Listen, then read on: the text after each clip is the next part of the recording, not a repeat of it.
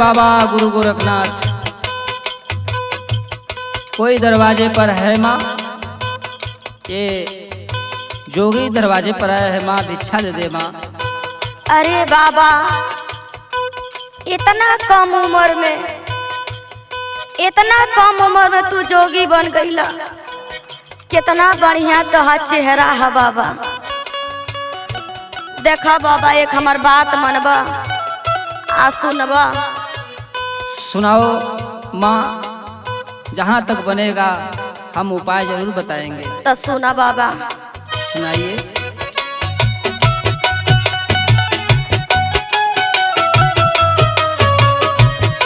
तोहके लूटई बाबा अनधन खजानावा हो।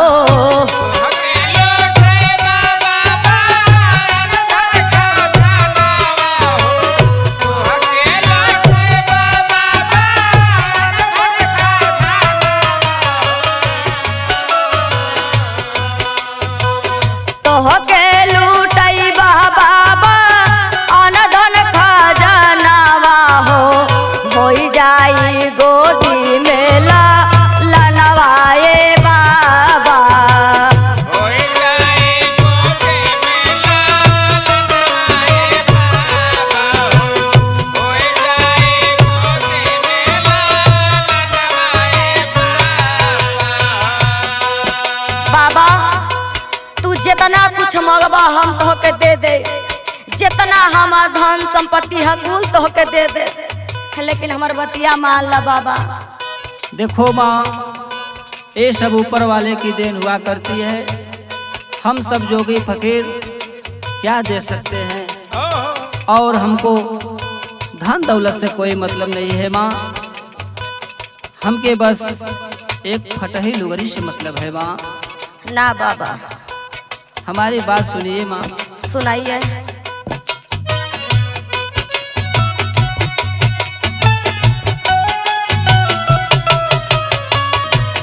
हमरा के चाही नाही महला अटारिया हो।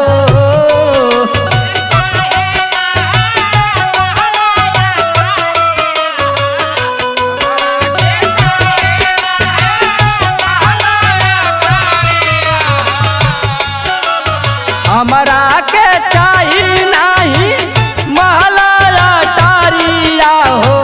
दे देबू फटहिलू गरियाए माई। दे देबू फटहिलू गरियाए माई। दे देबू फटहिलू गरियाए माई। देखा बाबा, अरे कैसे हम दिन बितावत हैं वो हम जानते हैं बाबा। बहुत दुख बा। सुना। लग गईले चौथा पाना लागल ना फूलवा। चिंता सतावे भारी भइल कवन भूलावा।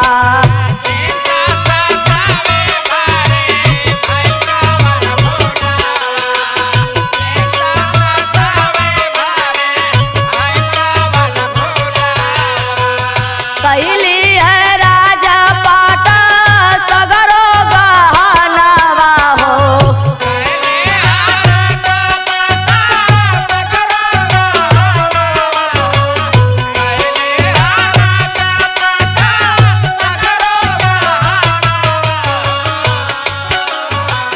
कैली है राजा पाटा सगरो गहनावा हो।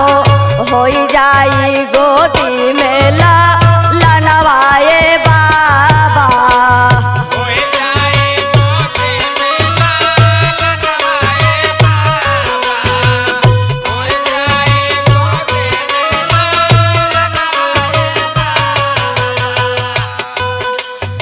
अरे माँ, ये सब विधि का विधान हुआ करता है माँ। ना बाबा, अगर आपकी बहुत इच्छा है तो थोड़ा अपनी हाथ को दिखाइए, हम रेखा देखकर कुछ आपकी भविष्यवाणी कर सकते हैं माँ। हाँ बाबा, देख लीजिए मेरा हाथ।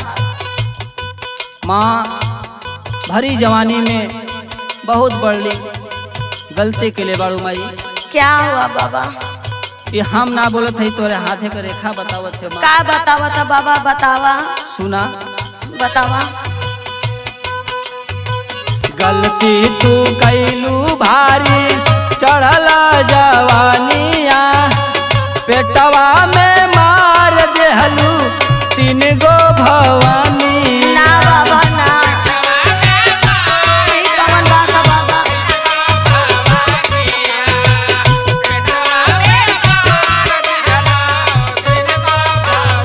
अरे माँ, ये हाथ की रेखा बता रहल बा ना बाबा। कि जब जवानी में ससुराल लू माई, तब भगवान 3 गो फल देहलन। तीनों जांच कराए के तो तीनों भवानी के खत्म कर दिलू। अरे ना बाबा, वही का भोग तो के आज भोगत हो।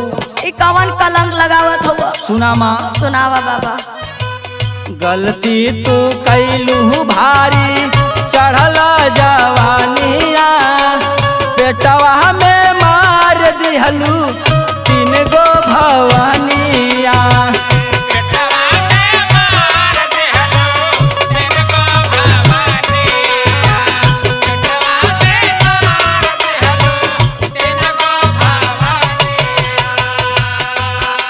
कर्म का फल मिले दिन दुपहरिया हो, दे देबू फटहिलू गरियाए माई।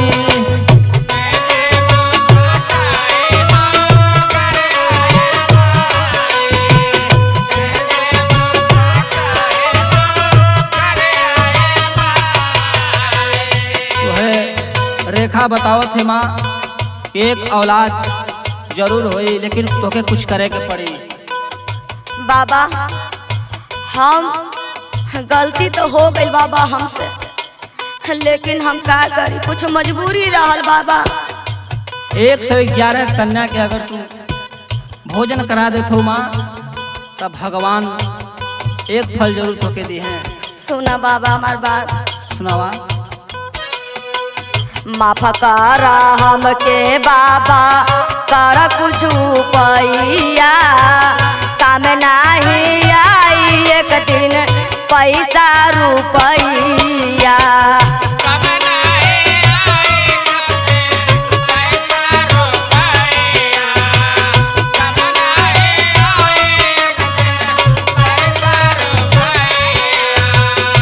बाबा कुछ उपाय करो, लेकिन हमसे हमार गोदी में उपाय वही है माँ, हमार गोदी में एक बच्चा दे दो। जरूर होगा, जरूर होगा। ये ऊपर वाले की देन है, लेकिन धन तुम्हें वही दौलत काम करना कुल ले लो। पड़ेगा माँ। सुना बाबा।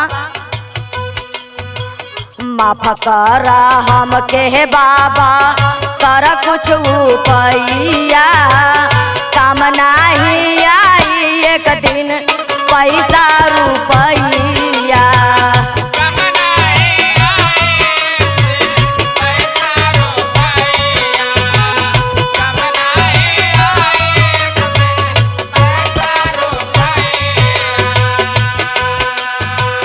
आरती कहेले पूजा माना कहनावा हो,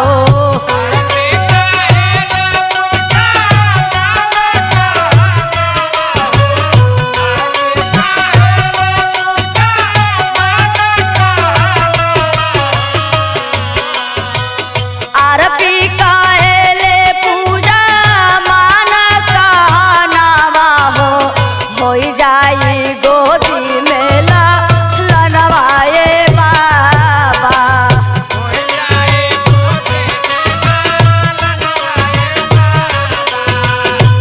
वही उपाय करो माँ।